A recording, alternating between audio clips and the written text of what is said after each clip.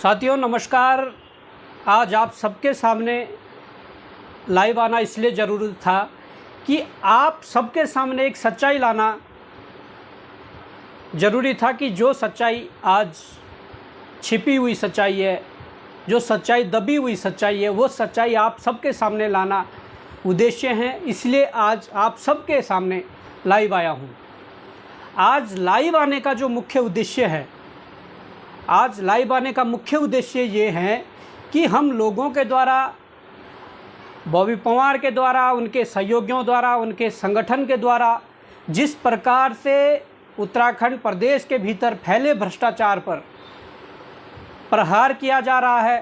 फैले भ्रष्टाचार को उजागर किया जा रहा है, फैले भ्रष्टाचार के खिलाफ लड़ाई लड़ी जा रही है, कहीं ना कहीं मुझे लगता है कि अब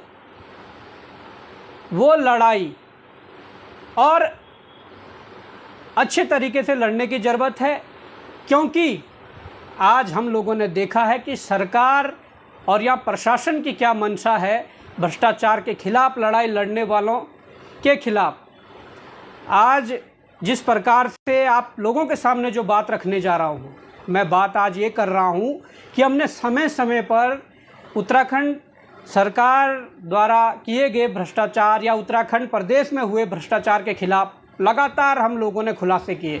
लगातार उस भ्रष्टाचार पर प्रहार किया। और वो पेपर लीक के मामले हो, अन्य विभागों में फैला भ्रष्टाचार हो, युवाओं के भविष्य को बचाने के लिए लड़ाई हो, या तमाम अपने संसाधनों को बचाने की लड़ाई हो, उन तमाम लड़ाइयों में हम लोगों ने जो जिस प्रकार से बखूबी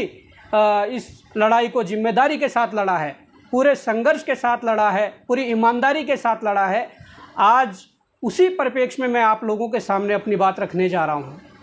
आज मैं इसलिए रखने जा रहा हूँ कि ये जो घटना आपको बताने जा रहा हूँ, ये घटना आज हमारे साथ हो रही है, पर ये घटना हर एक उस उत्तराखंडी के साथ, हर एक उस व्यक्ति के साथ हो सकती है जो इस प्रदेश के भीतर, इस प्रदेश को ठीक करने के लिए, इस प्रदेश को उत्कृष्ट बनाने के लिए, इस प्रदेश से भ्रष्टाचार मिटाने के लिए, यहाँ की सरकारों के गलत नीतियों के खिलाफ जो आवाज़ कहेगा या जो अपनी बात रखेगा, उनके खिलाफ ये षड्यंत्र हो सकता है जो मैं आप लोगों के सामने बताने जा रहा हूँ। आज स्थिति ये है, हाल फिलहाल में हम लोगों ने जो चुनाव के बाद से जिस प्रकार से हमने कुछ मामले कोर्ट में, न्यायालय में हमने ले गए, और न्यायालय में चीज़ें जो हमने रखी, साक्ष्यों के साथ चीज़ें रखी, और हमने कहा कि जो अधिकारी भ्रष्ट है उन अधिकारियों को आप बाहर कर दीजिए, उन अधिकारियों को जेल भेज दीजिए। परंतु सरकार उन अधिकारियों को बचाने में लगी हुई है। परंतु मैं ये भी कहना चाहता हूँ कि जब से हमने ये मामले खोले, वो मामला चाहे माध्यमिक शिक्षा के डायरेक्टर महावीर बिष्ट का मामला हो, उस मामले में चाहे नैनीताल कोर्ट में माननीय उच्च न्यायालय में पैरवी की बात हो, या उसके बाद जिस प्रकार से इस उत्तराखंड के अंदर कानून व्यवस्थाएं ध्वस्त है, हम लोगों ने डीजीपी और एसएसपी देहरादून के खिलाफ भी लिखा, और हम लिखेंगे, हमारा अधिकार है, हम इस देश के नागरिक हैं, इस प्रदेश के नागरिक हैं, हमें जहाँ पर गलत दिखेगा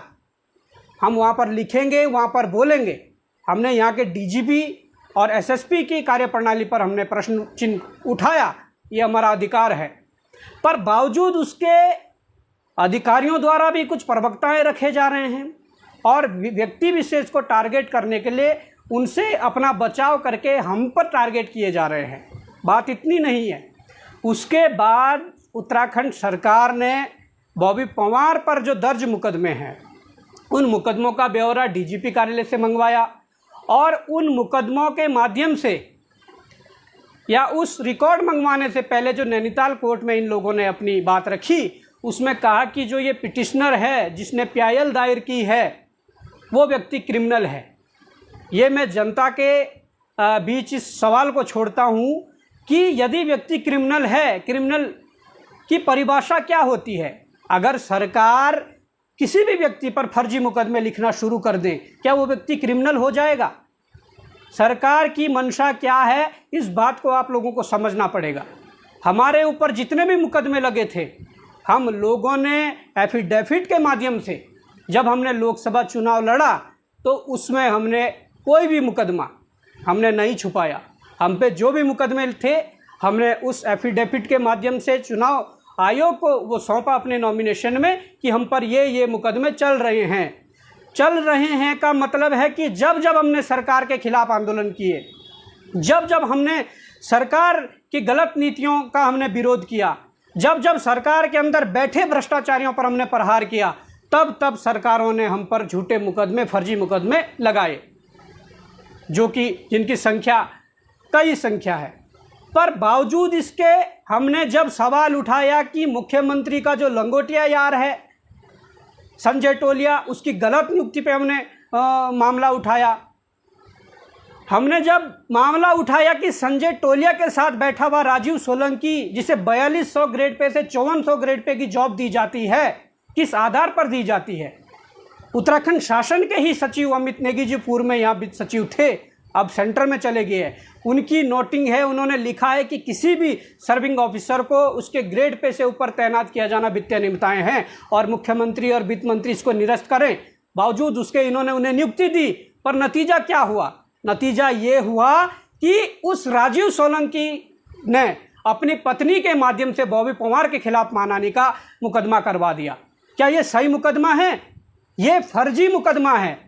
हमने सवाल किया, हमने आरटीआई के माध्यम से शासन और प्रशासन से हमने जब डॉक्यूमेंट निकाले, हमने देखा कि उत्तराखंड में एसडीएम जैसी फर्जी नियुक्ति हो रही है। जिस पीसीएस भर्ती में एक्स सर्विसमैन की एक भी सीट एसडीएम की नहीं थी, उस एक्स सर्विसमैन पर 2-2 एसडीएम बना दिए जाते हैं और वो एक एसडीएम धामी जी के कर कमलों द्वारा बनाया जाता है। हमने जब उस पर सवाल किया, हमने जब कागज़ दिखाए कि 2012 में 1 सीट थी पर 14 में जब विज्ञप्ति संशोधित हुई तो 0 सीट है, और हमने सवाल उठाया कि धामी जी ने ये एसडीएम फर्जी बनाया है, तो क्या नतीजा निकला? नतीजा ये निकला कि एसडीएम मनीष बिष्ट की पत्नी ने, जो निर्मला बिष्ट जो खुद एसडीएम है, उसने बॉबी पवार पर मुकदमा, मानहानि का मुकदमा लगा दिया। तो ये फर्जी मुकदमे हैं। बावजूद इसके मैं ये कहना चाहता हूँ, इसके अलावा आंदोलनों के मुकदमे हैं। इसके अलावा एक मुकदमा है जो उत्तराखंड के कई लोगों के संज्ञान में है।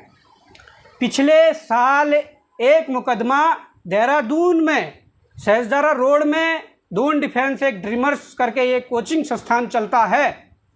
जो सहारनपुर से आकर यहाँ पर जो व्यक्ति है चौधरी करके, वो उस संस्थान का संचालन करता है। और उस संस्थान का संचालन करने के बाद जिस प्रकार से पिछले साल हमारे एक चमोली के भाई आशु नेगी पर जिस प्रकार से उन लोगों ने उनके साथ अभद्रता की, उनके थप्पड़ मारा, और पहाड़ के लोगों को जिस प्रकार से अभद्रता भरी जो गालियां दी, जो पहाड़ का अपमान किया, उसके बाद हम सबका कर्तव्य था, हर एक उत्तराखंडी का कर्तव्य था कि हम उस घटना स्थल पर जाएं और अपने लोगों को बचाएं, या जिस व्यक्ति ने उत्तराखंड के बारे में, इस पहाड़ के बारे में गलत बोला, उसको सबक सिखाएं। ये हमारा सबका नैतिक कर्तव्य था और हम गए। अब जब हम वहाँ पर गए तो अब देखिए कि हम वहाँ पर गए, हम इस उद्देश्य से गए कि जिस प्रकार से उस व्यक्ति ने पहाड़ को अपमानित किया है, पहाड़ के लिए अपमानित जैसे शब्द कहे हैं, वो व्यक्ति उस पर माफ़ी मांगे और अपने शब्द वापस ले। हम इसलिए वहाँ पर गए, केवल बॉबी पवार ने गया। यहाँ पर कई संगठनों के लोग आए थे, कई पार्टियों के लोग आए थे, कई उत्तराखंड हितैषी आए थे। अब क्या है कि सरकार को जहाँ पर भी लगता है कि बॉबी पवार को कहाँ पर फंसाया जाना चाहिए, कहाँ पर फंसाया जा सकता है, वहाँ पर सरकार पीछे नहीं हटती है। तो मैं आपके सामने ये बात कहना चाहता हूँ कि पिछले साल उस दून ड्रीमर्स वाले कोचिंग संस्थान के नाम से एक मुकदमा रायपुर थाने में बॉबी पवार और कुछ अन्य लोगों के उस पर किया जाता है, और उस मुकदमे में लिखा जाता है कि ये लोग कुछ बॉबी पवार और कुछ लोग आए और 40 अन्य लोग आए और वो हमारे महिला स्टाफ के साथ उन्होंने बदतमीजी की, उन्होंने हमारे महिला स्टाफ के साथ छेड़खानी की और गलत तरीके से जो चीज़ें हैं वो एफआईआर में उन्होंने लिखी और कहा कि ये दोषी हैं। अब मैं इसलिए आप लोगों के सामने लाइव आया हूँ कि जिस प्रकार से फर्जी मुकदमे बॉबी पवार को दबाने के लिए, उनके साथ जुड़े हुए लोगों को दबाने पर जो किए जा रहे हैं, मैं समझता हूं कि कहीं ना कहीं ये इस प्रदेश में लड़ी जा रही भ्रष्टाचार के खिलाफ जो लड़ाई है, लड़ी जा रही यहाँ जो लड़ाई है, उन लड़ाइयों को कमज़ोर करने की ये कोशिश है। अब मैं ये भी कहना चाहता हूँ कि जिस प्रकार से फर्जी मुकदमा जो किया गया था और एक लड़की संस्थान में कोई स्टाफ रही होगी या उनके और जो संस्थान में टीचर है उनके द्वारा वो मुकदमा करवाया गया। अब आज बात इसलिए खुली कि वो मुकदमा जब पिछले साल हुआ, मुझे उस मुकदमे का 2 या 3 दिन बाद पता लग गया था। जब पता लगा तो मैं खुद पहला ऐसा व्यक्ति होगा जिसके खिलाफ मुकदमा हुआ और खुद थाने जाकर बताएं, आईओ को बताएं कि मेरे खिलाफ ये मुकदमा हुआ है और आप जांच कर लीजिए और इस पर कार्रवाई जल्दी कीजिए। हमने इसलिए किया कि हमें पता था कि जो एफआईआर में लिखा गया है वो सब फर्जी है, और हमने उन्हें ये कहा कि रायपुर थाने की पुलिस ने उस घटना स्थल से सीसीटीवी कैमरे की जो डीवीआर है वो ले जा के रखी है। आप उस डीवीआर को देखिए, उस डीवीआर में खोलिए कि कौन दोषी है, किसने गलत किया है। हमने उन्हें ये कहा और आप कार्रवाई करिए। अब मज़े की बात यह है कि 1 साल से इन्हें कोई उस मुकदमे की सुनवाई नहीं होती है, पर अब जब सरकार हर मुद्दे पर घिरी जा रही है और सरकार को इंटेलिजेंस ब्यूरो के माध्यम से ये पता लगा है कि बॉबी पवार और उनकी टीम कुछ अब बड़े खुलासे करने वाली है, जिससे सरकार घिरेगी, जिससे धामी जी और उनके मंत्री नंगे होंगे। जब इन्हें ये पता लगा तो इन्हें लगा कि कौन सा मामला लाए जाएं जिससे बॉबी पवार को जेल भेजा जाए। अब इन लोगों ने उस मुकदमे को खोला है और आज इसका पता इसलिए लगा कि थाना एसओ रायपुर से फ़ोन आया कि आप आइए और आपके खिलाफ़ पिछले साल का एक मुकदमा है, उसमें आप बयान दर्ज करवा दीजिए। हम गए, हम थाने में गए और हमने पूछा कि भाई मुकदमा तो पहले उस व्यक्ति ने करा था जिस व्यक्ति को मारा था सहारनपुर के चौधरी ने, पर उन्होंने कहा कि उस पर चार्जशीट लग गई है, आप लोगों का ये मुकदमा पेंडिंग था, आपको इसमें बयान दर्ज करने हैं। हमने अपने बयान दर्ज करवा दिए हैं, पर उसके बाद विडंबना ये देखिए कि हमने जब वहाँ पर पूछा कि हमने बयान दर्ज करवा दिए हैं, बाकी आप सबके करवा लीजिए, तो उन्होंने कहा कि जो वादी पक्ष हैं उन लोगों ने कोर्ट में अपने बयान दर्ज करवा दिए हैं, 164 के बयान दर्ज करवा दिए हैं। अब गजब की बात यह है कि जब पुलिस के पास पूरी डीवीआर पड़ी हुई है और हमने पुलिस को एक बार नहीं कई बार ये कह दिया है कि बॉबी पवार की एंट्री से लेकर बॉबी पवार जब तक वहाँ रहा तब तक की एक्टिविटी आप उस सीसीटीवी फुटेज में जो गेट से लेकर हर एक कमरे में लगे हुए हैं उनकी सीसीटीवी फुटेज निकालकर आप देख लीजिए, क्या बॉबी पवार दोषी है? मैं ये कहना चाहता हूँ कि कानून के तहत अगर चला जाए तो जब पुलिस के पास डीवीआर पड़ी हुई है तो पुलिस को वो डीवीआर चेक करनी चाहिए थी, वो वीडियो देखनी चाहिए थी। हमने जब आईओ से पूछा कि क्या आपने डीवीआर चेक की, तो देखिए गनीमत, देखिए 1 साल बाद तक उन्होंने वो डीवीआर चेक नहीं कर रखी है और वो कहते हैं कि 164 के बयान करवा दिए हैं। जब आपके पास साक्ष्य हैं, जब पूरी डीवीआर पड़ी हुई है, तो आप उन साक्ष्यों को देखने के बाद दोषी या निर्दोष है वो साबित कर सकते थे, वो चीज़ें कोर्ट में दे सकते थे। परंतु जिस प्रकार से इन लोगों ने षड्यंत्र के तहत, वादी पक्ष के झूठे मुकदमे के तहत उनके 164 के बयान कोर्ट में दर्ज करवाए हैं, उससे ये साबित होता है कि सरकार का जो कायराना जो हरकत है, इससे तहत बॉबी पवार को जेल भेजना चाहती है। और देखिए, बॉबी पवार को जेल का डर दिखाकर और बॉबी पवार को झूठे मुकदमों में तुम लोग फर्जी मुकदमों में बदनाम कर कर पीछे नहीं धकेल सकते हो। बॉबी पवार जिस प्रकार से उनकी टीम और बॉबी पवार के समर्थक जिस प्रकार से इस उत्तराखंड की बेहतरी के लिए, उत्तराखंड से भ्रष्टाचार हटाने के लिए, यहाँ सरकार की गलत नीतियों के खिलाफ लड़ाई लड़ते आए हैं, बॉबी पवार, उनकी टीम और उनके समर्थक ये लड़ाई लड़ते रहेंगे। आज आप लोगों की ये मंशा है कि बॉबी पवार को किसी भी तरीके से फर्जी मुकदमे में जेल भेज दिया जाए और उसके बाद कोर्ट में साबित होता रहेगा कि कब कौन निर्दोष है, कौन दोषी है। इनकी ये हरकत जब आज सामने आई तो मैंने समझा कि अपने समर्थकों के साथ इस बात को साझा करूं कि ये घटना किसी भी वक्त, रात दिन, कभी भी हो सकती है कि ये बॉबी पवार को उठाकर जेल के अंदर डालें। पर मैं आप लोगों से ये कहना चाहता हूँ, आप लोगों ने पूर्व में भी सहयोग किया है और आज वर्तमान में भी सहयोग कर रहे हैं और मुझे उम्मीद है कि आगे भी सहयोग करेंगे कि जिस प्रकार से ये कायराना हरकतें इनकी है, जिस प्रकार से फर्जी मुकदमे लिखाकर ये जेल डलवाना चाह रहे हैं, तो मैं समझता हूँ कि जिस दिन ऐसी घटना हुई, जैसे आप लोगों को ये पता तो लग ही जाएगा, तो मैं समझता हूँ कि इस लड़ाई को लड़ने की जिम्मेदारी आपके कंधों पर है। अगर बॉबी पवार को जेल भेज भी दिया, फर्जी मुकदमों में भेज भी दिया,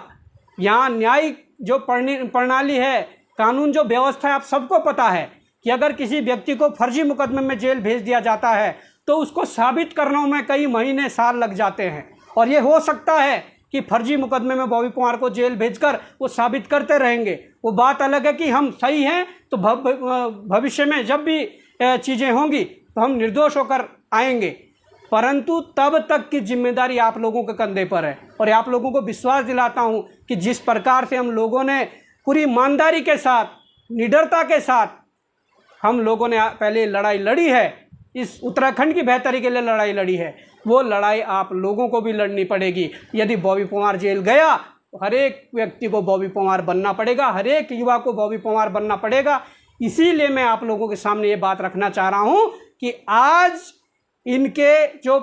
बिठाए गए जो कुछ भ्रष्ट अधिकारी है और खुद सरकार के अंदर बैठे को मंत्री से मुख्यमंत्री और विधायक तक, जिन्हें आज डर लग रहा है कि उनके काले कारनामों का चिट्ठा बॉबी पवार और उनकी टीम जल्दी सामने लाने वाली है, उन्हें जिनको लग रहा है वो ये कायराना हरकत करेंगी, परंतु हमारे साथ हमारी प्यारी जनता है, हमारे संघर्ष के साथी है, उन लोगों के कंधे पर ये जिम्मेदारी आएगी और मुझे उम्मीद है कि वो इस जिम्मेदारी को बखूबी निभाएंगे। तो साथियों, आप लोगों के तक ये मैसेज पहुंचाने की ज़रूरत थी, मैंने पहुंचाया। अब आगे की जिम्मेदारी आप लोगों की है। जय हिंद, जय भारत, जय उत्तराखंड।